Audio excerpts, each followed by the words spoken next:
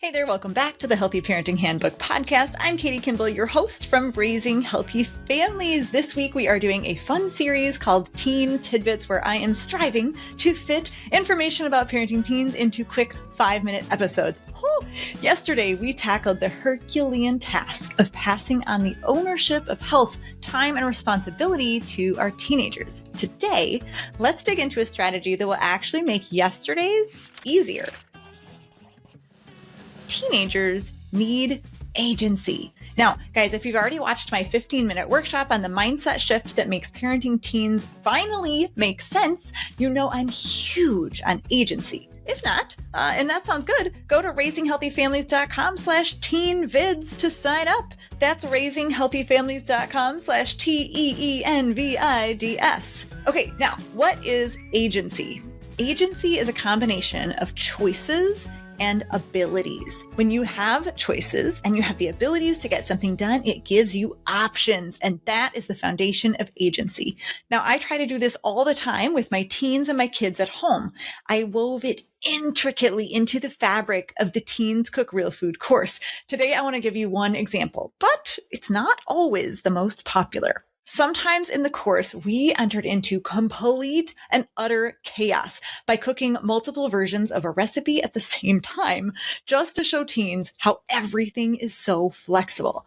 For example, we made a dairy-free and a dairy-full cream of vegetable soup with 2 different ways to thicken it all at the same time. Also, in another video, we made 3 different stir fries. I had my 2 teen girls with me. They both followed a recipe, one that started with cooking the chicken, one that started with cooking the vegetables, just to show there really are no rules that can't be broken.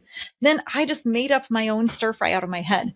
Chef Jason in another video demonstrated 2 kinds of red sauce, but what he actually showed ends up being extrapolated into like 4 or 5 or 6 different recipes in print, depending on what you have around, what your base ingredients are. Some people love this and some people didn't. We had beta testing families all along the spectrum.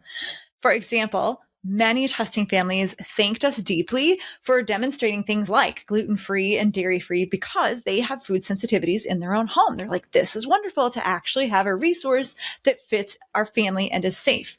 On the other hand, Susie said we spent way too much time showing adaptations. She's like, you should have just made one recipe at a time because teens are just learning.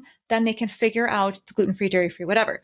Her family doesn't have allergies. Becky is a mom who was right in the middle. She said their family doesn't have any food allergies or sensitivities, but they have a lot of friends who do.